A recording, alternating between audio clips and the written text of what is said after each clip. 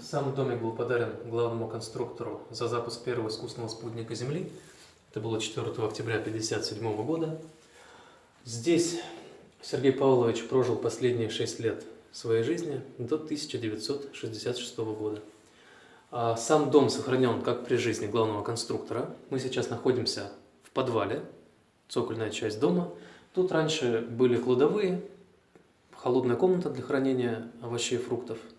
Сейчас тут оборудована выставка к 110-летию со дня рождения Сергея Павловича Королева. Выставку вы можете посмотреть. У нас небольшой кинозальчик, мы показываем фильм. У нас их целых 2 есть про главного конструктора.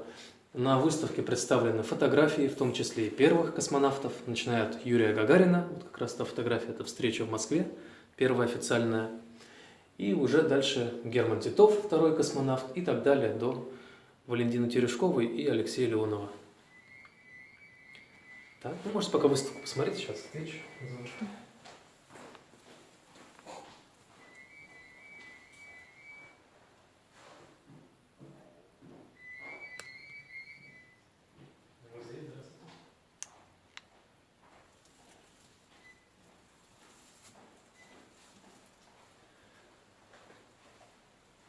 Так что вот фильм вам тоже можем показать. Хотите, посмотрите. Ну, наверное, после экскурсии. Да. Ну, у нас здесь из таких интересных экспонатов, это, конечно же, макет космического корабля «Восток», на котором летали все первые 6 космонавтов. То есть первым был Гагарин, последним Валентина Терешкова. Вот он, одноместный корабль, спускаемый аппарат, вот этот шарик, где находился космонавт, и приборно-агрегатный отсек. Там же был огромный тормозной двигатель. Торчат это антенны для связи с Землей, командная линия. И из такого космического корабля космонавты катапультировались при приземлении. Здесь награды Сергея Павловича.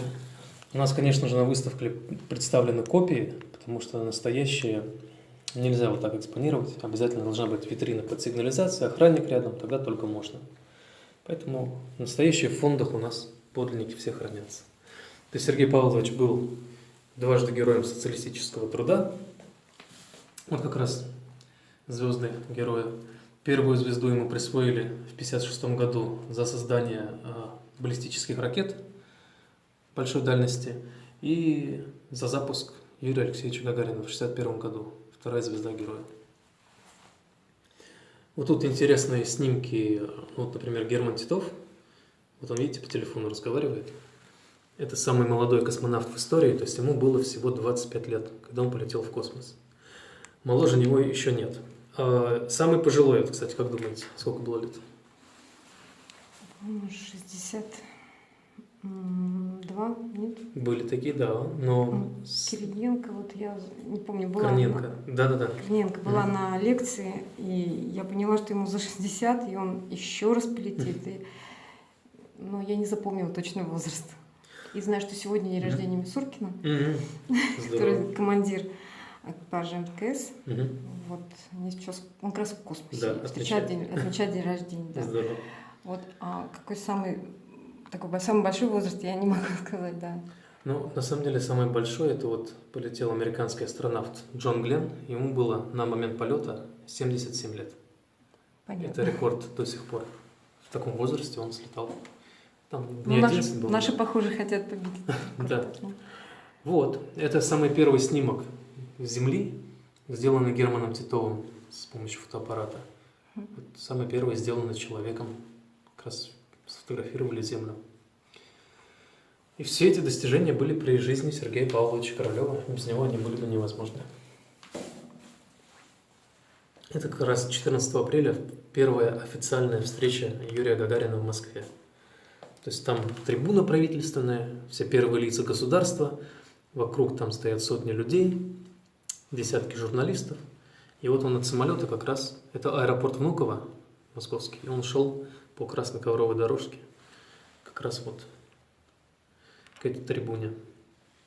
Ну и дальше такие вот уже официальные фотографии с Никитой Хрущевым. Ну и жена его тоже там встречала тогда.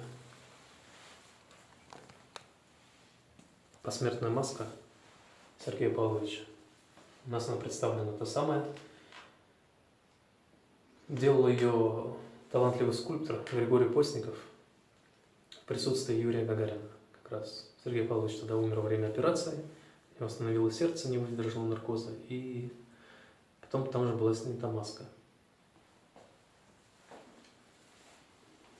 Все фотографии на выставке архивные, из архива как раз Дома-музея академика Королева. Есть некоторые фотографии из его молодости, детства. Вот можете родители увидеть, какие они были.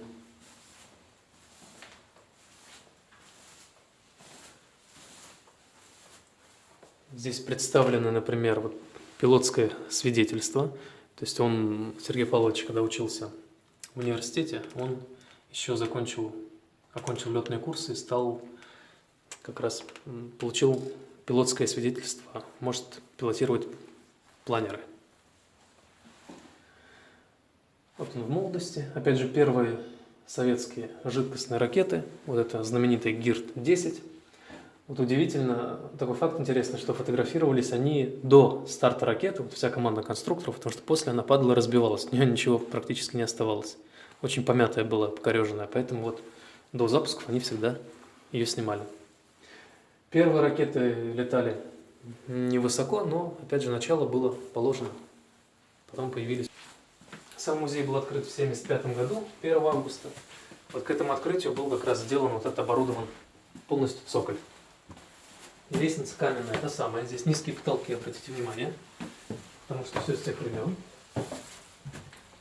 Сейчас мы включим свет, одну секундочку. Сейчас, одну секунду. Мы с вами в прихожей. Здесь гардероб. Как раз пальто, ботинки, шапка. Это как раз та самая одежда, в которой Сергей Павлович уехал из этого дома в Кремлевскую больницу в январе 1966-го и обратно уже не вернулся. Потом одежду поместили сюда. Слева одежда Нины Ивановны, это его вторая жена, с которой он прожил в этом доме 6 лет. Ну вот после того, как она ушла из жизни, мы тоже решили ее одежду экспонировать здесь. Вот как раз парадный вход. Прямо перед вами.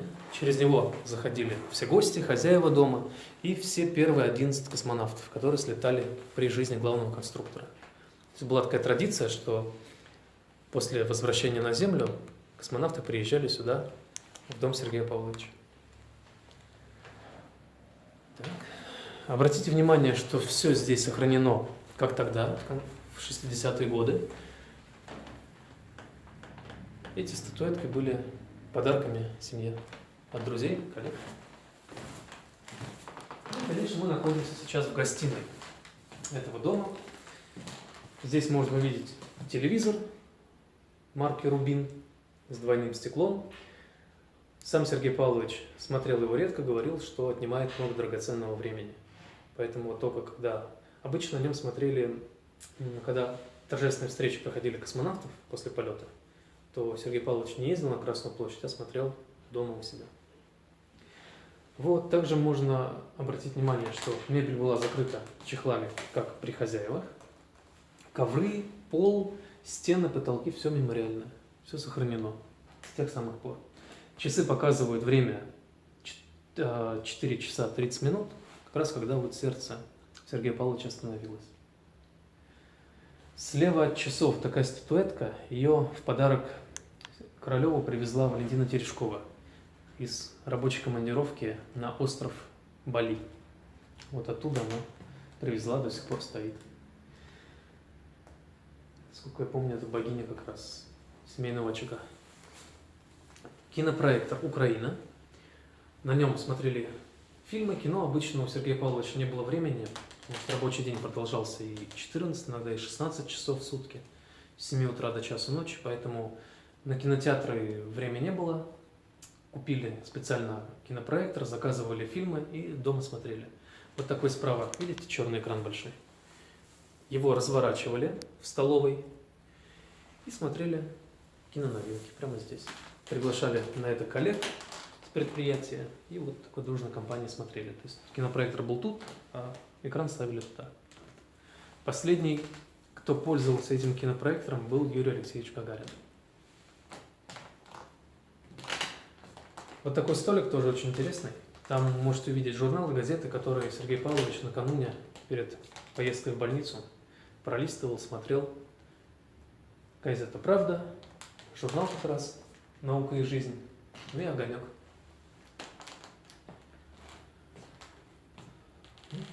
Вот такое фортепиано, это подарок Сергея Павловича Нине Ивановне. Она очень хорошо играла, у нее был хороший слух, пела красивым голосом и вот часто играла, как раз давала концерты за ним. Вот как раз та самая фотография супругов Королевых. По воспоминаниям Нины Ивановны, фотограф попросил их ближе головы друг к другу сделать, чтобы в кадр попасть. А Сергей Павлович плохо слышал, и поэтому остался стоять, а вот она как раз наклонилась. Картины покупал сам Сергей Павлович, и сам же развешивал их на стенах. Вот, например, эта картина «Закат» неизвестного автора была приобретена во время рабочей поездки в Ленинград. Ну, все картины, которые здесь, это вот как раз конец XIX века.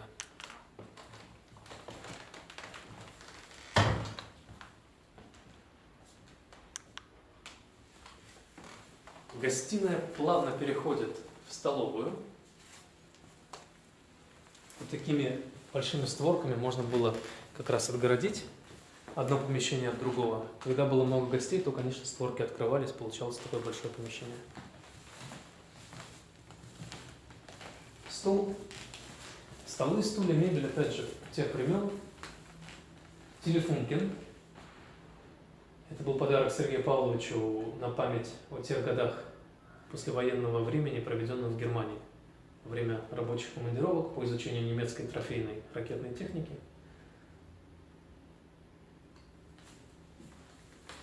Растения тоже такие же, как которые здесь были при хозяевах.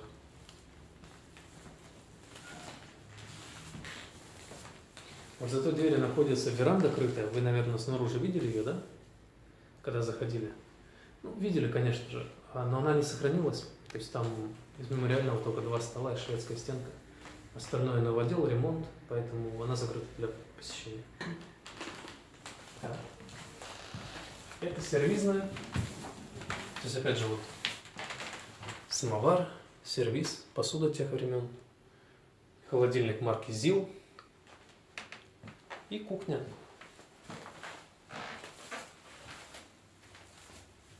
Здесь все узнают предметы обихода, какие были у них когда-то в детстве, например, или у родителей, советские. Посуда и все от тех времен.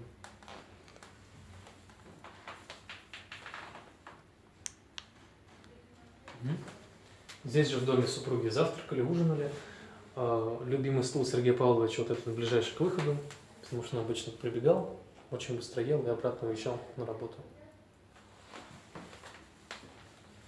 Вот тут 2 двери. Здесь была ванная комната и туалет. Там ничего не сохранилось мемориального, поэтому она закрыта. Здесь была комната помощницы по дому Марии Ивановны Изюмовой. Тут она жила, помогала и по саду, и с приготовлением пищи, но сейчас там фонды уже. Но помещение тоже не сохранилось. Вот мы сделали такой небольшой круг с вами, то есть опять же вот выход в подвал, спуск, а мы поднимемся наверх на 2-й этаж. Перила те самые, которые касалось рука Сергея Павловича Королева. Единственное, конечно, дорожки, по которым мы ходим, это уже новые копии тех самых, которые были раньше.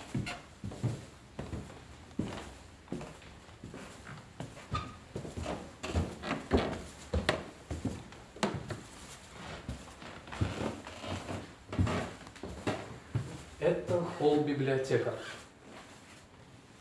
Вот здесь в основном книги советской,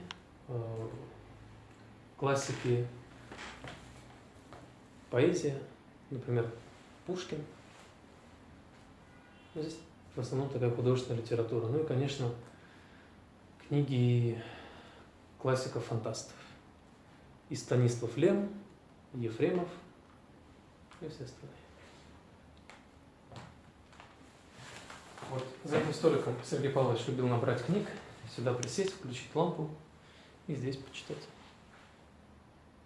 Ну, стремянка такая была небольшая. Можете пройти. А это была карта. Это подарок знаменитого ученого, который изучал Луну, Хабаков. Вот она вручную была составлена, потом передана в дар. Здесь опять же лицевая сторона Луны. Вот увидеть, что там, грубо говоря, на затылке Луны смогли впервые только в 1959 году.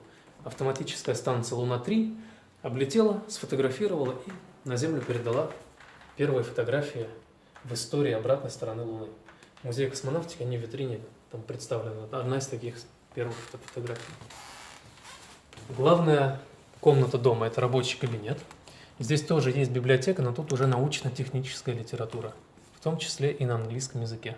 Вот на такой островок можете пройти и оглянуться.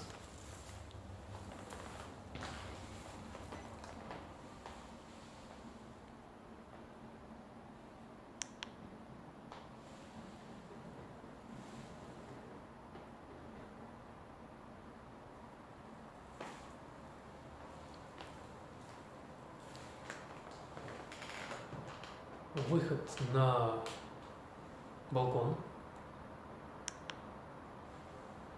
Тут было два выхода. Один в спальне, сейчас увидите, а второй был из рабочего кабинета. Балкон общий. Рабочий стол, кресло, диванчик справа небольшой.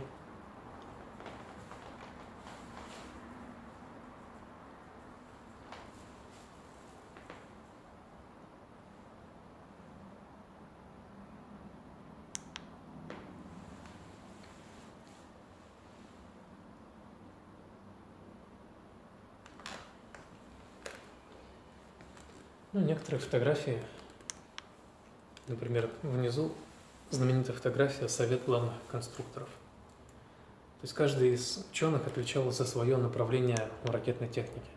В центре Сергей Павлович, как раз председатель Совета главных. Справа от него Валентин Петрович Глушко, как раз вот, который сделал все первые двигатели для ракет. И для ракеты «Восток», на которой Гагарин полетел, и для других. Еще правее Владимир Павлович Бармин, который отвечал за космодромы, стартовые площадки. Самый крайний справа это Виктор Иванович Кузнецов. Он отвечал за гироскопы для ракет. Ну и прямо слева направо, самый крайний слева это Богомолов Алексей Михайлович, телеметрия. Еще правее Михаил Сергеевич Рязанский. Вот как раз его внук сейчас находится в космосе на МКС. Космонавт Сергей Рязанский – это как раз внук знаменитого главного конструктора. Вот. И еще правее Пилюгин. Он отвечал за автоматическое управление ракет.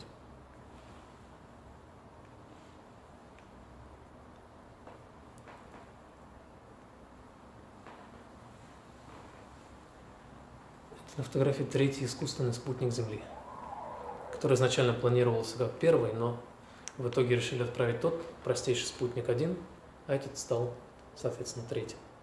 Вторым полетела Лайка.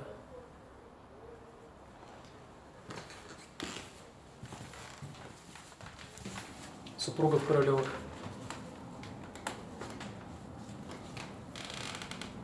Это кресло-качалка.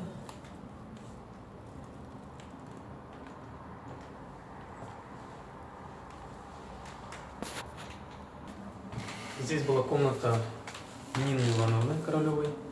Тут она работала, делала переводы, отдыхала. Такая модная по тем временам мебель. Вот.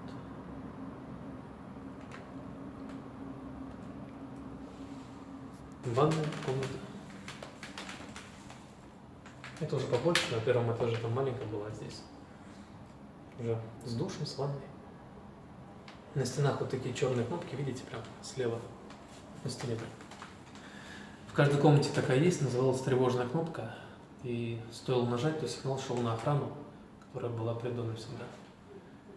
Так как Сергей Павлович был засекречен вплоть до самого своего ухода из жизни, о нем никто не знал, поэтому дом охранялся особо тщательно.